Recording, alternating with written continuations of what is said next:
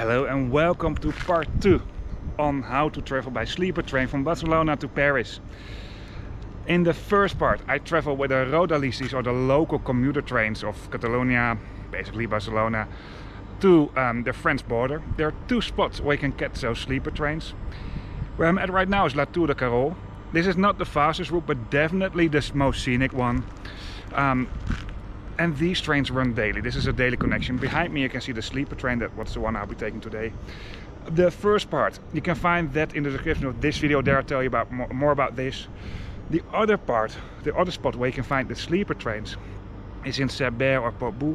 Those sleeper trains are longer than this. This one has only 3 carriages, 3 different classes. However, those trains do not run daily. This train runs daily. So what I will do in this video, I will tell you about the French sleeper trains and mainly about the connection to Barcelona. I'll try to show you all different comfort categories. This part is also quite scenic from what I've heard. I've never traveled with this route before. So I try to show you some views from the train as we leave from Latour de Querol. And hopefully some views from the train in the morning as well. Let's see. And of course show you this railway station. If you like this video or this is a helpful video to you, please give me a thumbs up on YouTube. If you'd like to see more train related videos where I tell you more about the sustainable way of transportation, subscribe to my channel. And for now, let's just roll the intro.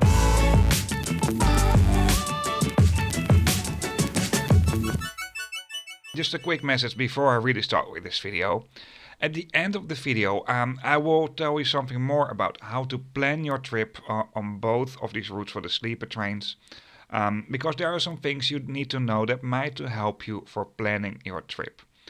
The connection with the sleeper train between the French-Spanish border and from there on the local trains to Barcelona is absolutely great.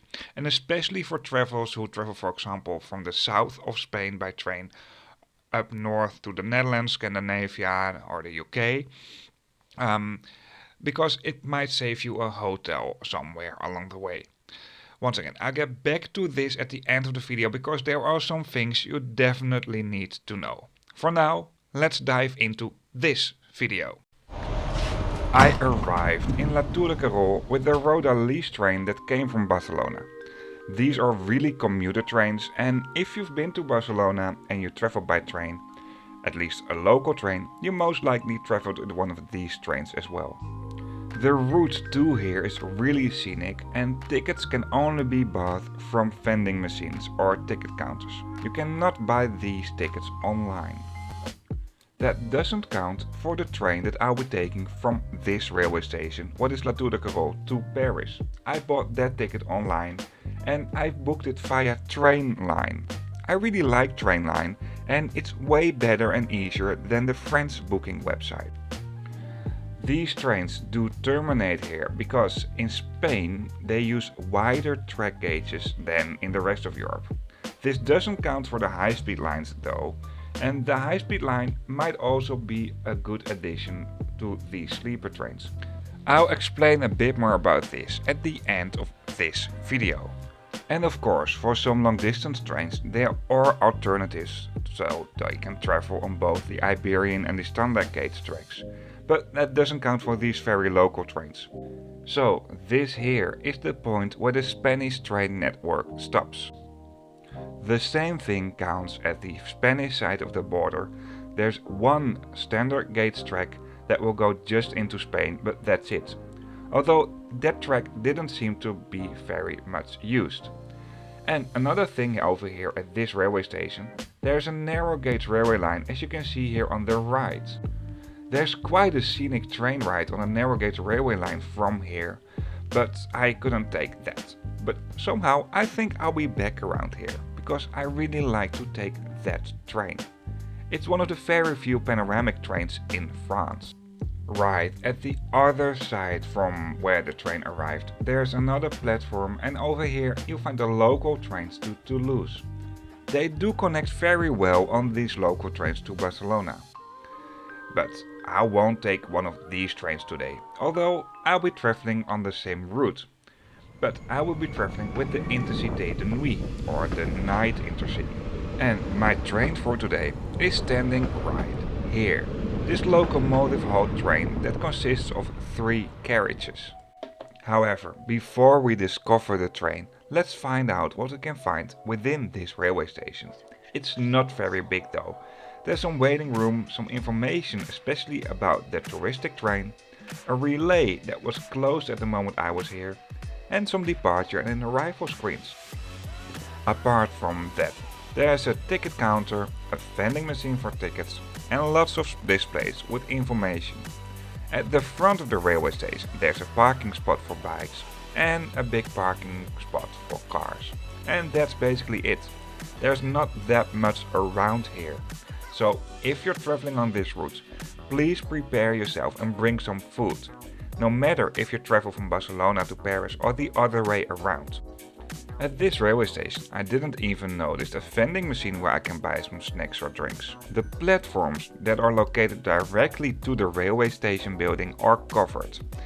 You find the Iberian gauge tracks, that's the train that took me here, the standard gauge tracks, and then you also find this narrow gauge railway line that does get electricity from a third rail at the side. I'd love to take this one day. Like I mentioned before, I think I'll be back around here to take this little cute yellow train. This station isn't big and directions are given very clear. Exit that way, Spain, track 2 that way, toilets here, and that's basically it. There ain't much to direct to.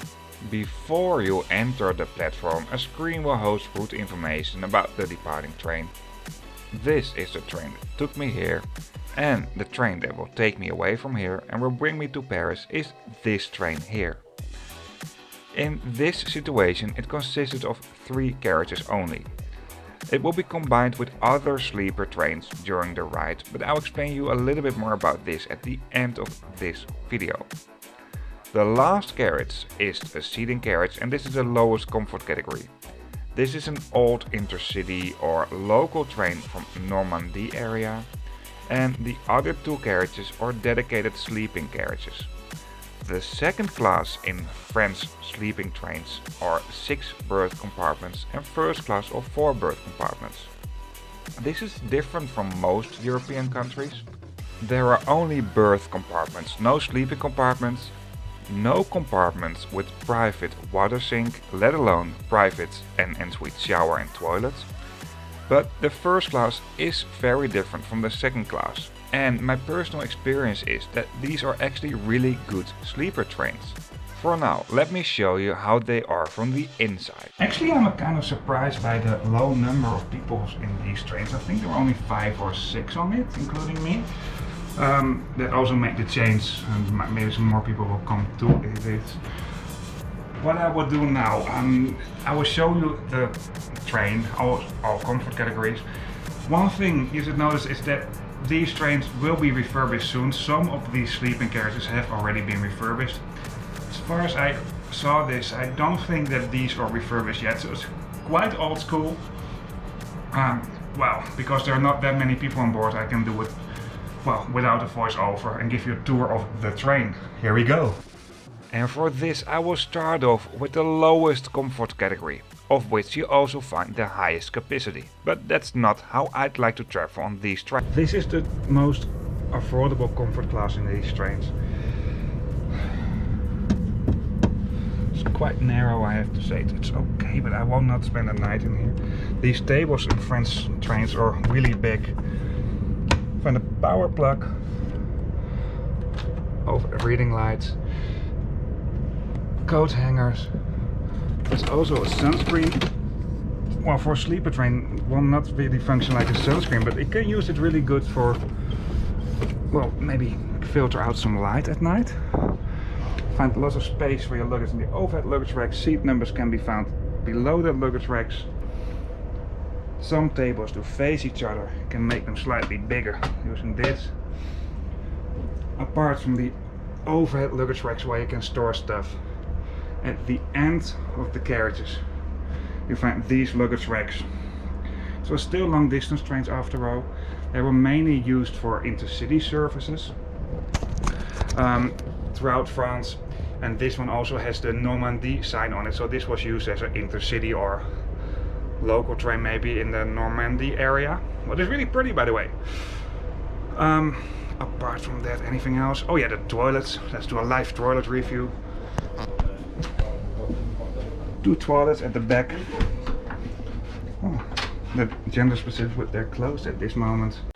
Later on, I went back to see the toilets. Because this is a locomotive hauled train that does have carriages, I just absolutely love the view from the back of the train. So I filmed a tiny bit from here as well. And since we're here anyway, let's review the toilets in the seating carriage. Well, they're not that special, it's just a toilet and a washing sink, but this is what you may expect. The other toilet is just the same and, well, then in the opposite direction. But, well, that's basically it. There ain't much to tell about these toilets. This specific seating coach has been refurbished. I don't know exactly when. If you know this, let me know in the comments. But the original Eurail coaches, or these type of train coaches, do have more comfortable seats. You might expect those kinds of carriages on these routes as well. In that case, as far as I know, there are no power plugs available. So let me show you the 6 berth compartments. Of course, 6 beds. In sleeper trains this is always a fixed composition of how they will use it. So they will use bed 1, bed 2, bed 3, bed 4, bed 5, bed 6. If these are not there, like in the first class, they just skip the numbers. And the first number for the compartment, like over here, is the compartment number. There are 9 in total in this carriage. Find a ladder to use the upper beds, garbage can, small table, some space for luggage, a lot of space for luggage, but over here, below the bed, there's also a lot of luggage space. Above the entrance door, you can control the temperature, announcements, there's a light switch. It's not... Oh yeah, over here there's a small night light on. I just put the bigger light on, it's easy to film. I find small reading eyes, but it's really tiny. I think I also have them of this size at my compartment, so I will tell you later on how they worked. You can close the compartments. Well, lock it like this, or both. And over here you can see where you're located. One of the things, if you're staying in a 6 people compartment, if you want to sit down, it's not that comfy. However, you can put this bed down. Then you have a deeper composition. Basically, well, I'm not doing it right now because maybe there will be people soon. It leans here, also here. Have amenity kit, pillow, sleeping bag. I hear more people are getting in, so I will go to my compartment. There are also some washing facilities. I will show you this later on. At this moment they're all closed, just like the toilets. And for now I'll give you a tour of my compartment. These beds are wider as in the second class. They're a bit softer, but for most European trains, well, they don't call this first or second class, it's just a 4 berth compartment. Just like in first class and second class, over here you have a lot of space for luggage, control for the temperature, announcements, lights. Over here you have a lot of space for luggage from curious kids. Here you can turn it off, you have a full light. If you do this, normally you get a smaller light, it's not working right now. Here you have a small reading light. I think this is really small, just like in the second class, but I will try it out, maybe I'm wrong. Of course, you can close this to filter out the light. It's way more comfortable than, of course, small garbage can. Over here you have a little bit more space for luggage in the overhead luggage racks, coat hangers, of course a ladder to the upper beds. Amenity kit, as far as I know this is the same in second class. We get a bottle of water. I just put it here, because you cannot drink the water in the train itself. Okay, how am I going to do this? Filming. Just put it under my shoulder. And let's see what we have inside here. These used to be quite nice boxes, by the way. I still have one at home. Earplugs. tissues, sanitizer. What's this? Something like peppermint or so. And a sleeping mask. Pity, they use a lot of plastic, that's not necessary. Yeah, and that's it. I just found out that if you open, it's so hard to film with one hand. If you open this immunity kit, there's a Sudoku inside. I just found out, and I really like this. The camera like this, because otherwise it doesn't work.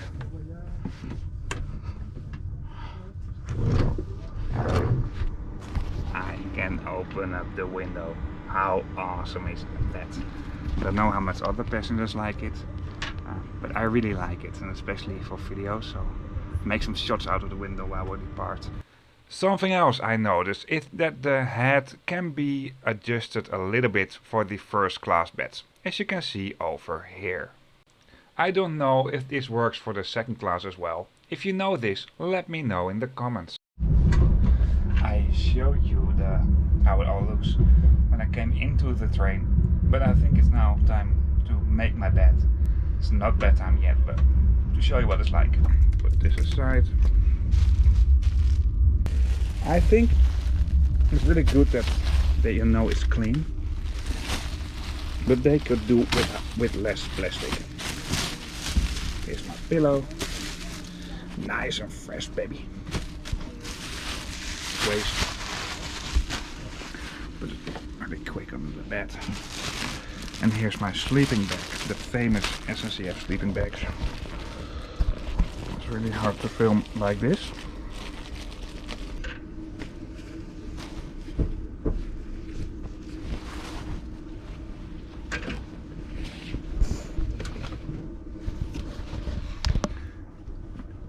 And here you go. It's different than most other sleeping trains.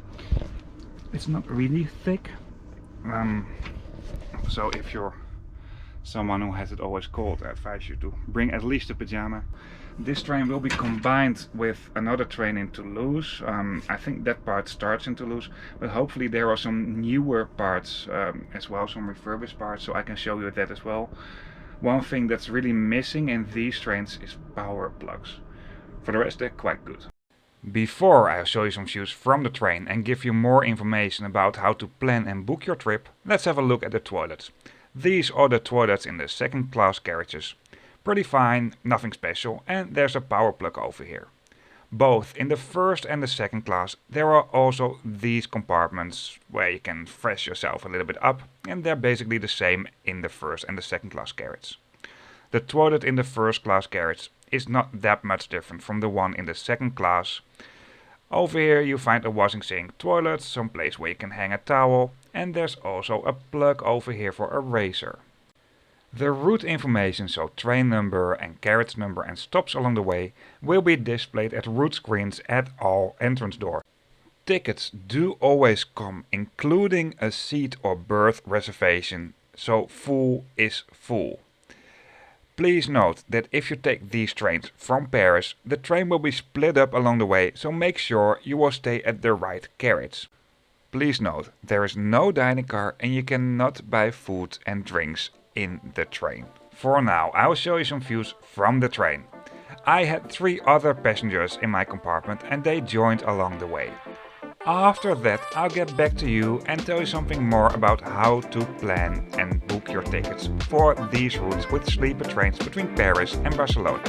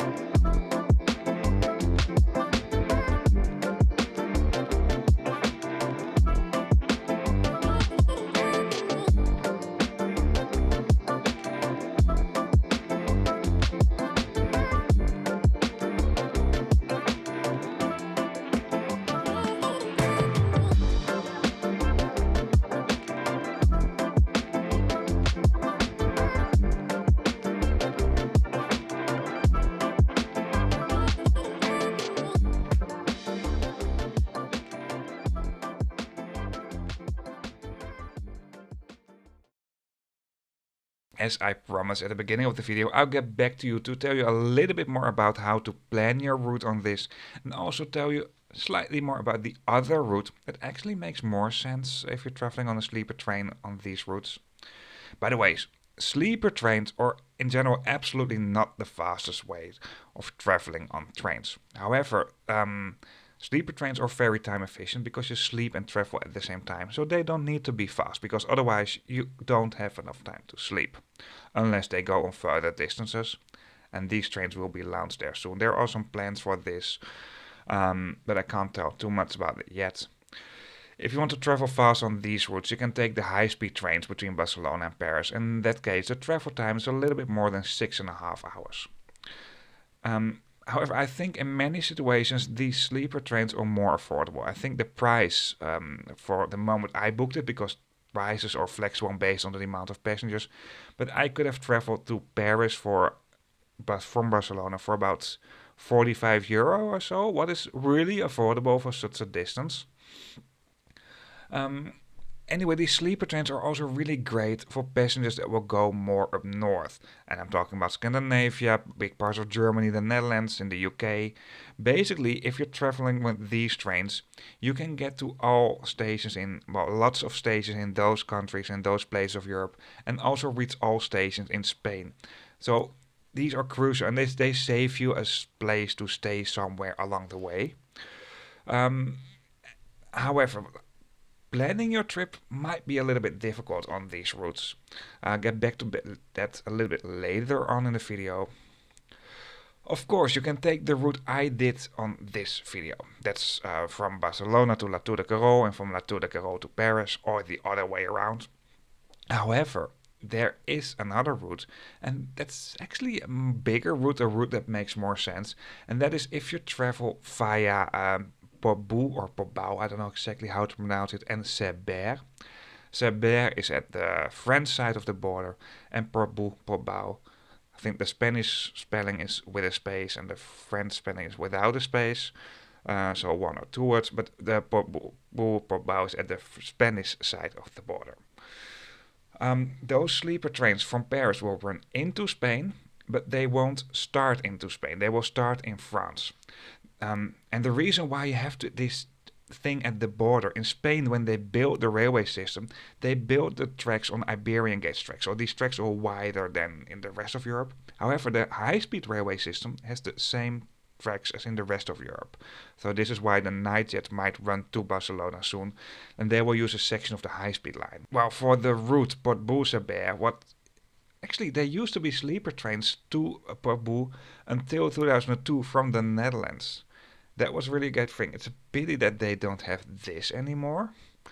But at that moment, you can have the same kind of connection as I had here. If you're traveling on the Portbou-Cerbère section, you can also get high-speed trains to Spain if you change trains in Perpignan. Depends a little bit on the schedule, on the timetable, if this is a good connection or not, because this might change as well. And if you don't do that on the other side of the border, so in Spain, you can also change on the high-speed system in Girona. Don't do this in Figueres, because in Figueres might be a little bit closer to the border, but the high-speed railway station and the conventional mainline railway station are at the opposite sides of the city over there.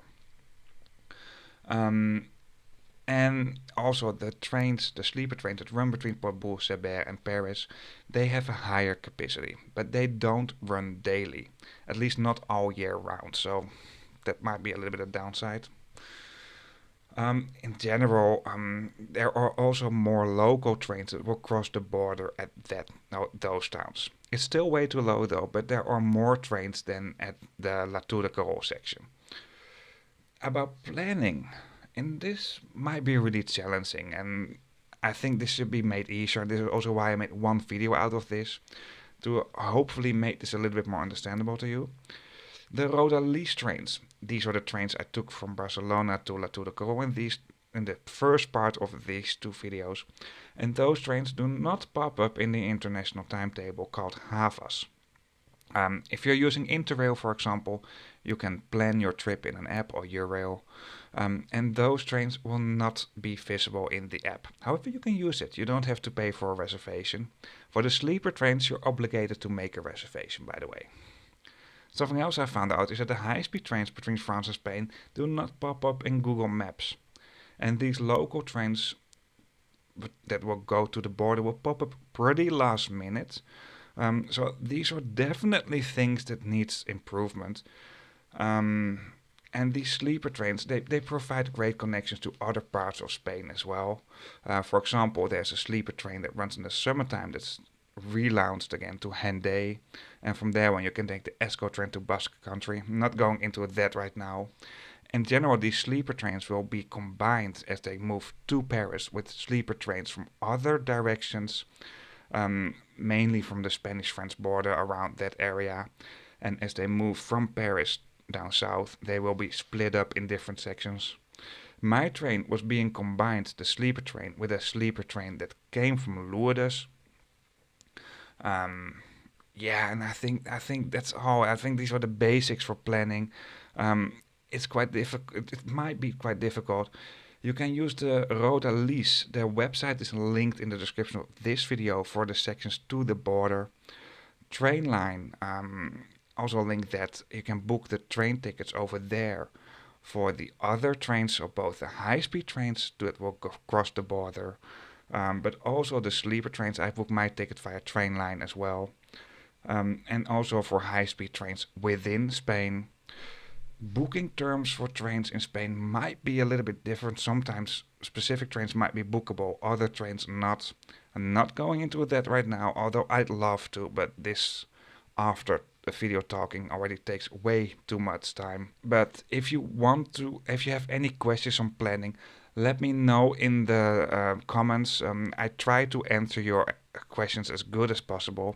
But for now, let's end up this video and let's go to the point where, well, I finished my trip for this section of the video. So right now I'm in Paris. I'm standing in front of Paris Gare du Nord, so the North Station. From here you find trains to the UK, Netherlands, Belgium, parts of Germany. Most other trains to Germany and beyond go from Paris Est railway station, what is not that far away from here. I slept quite well in these sleeper trains, I have to say, although one guy was snoring quite loud, what kind of ruined my sleep.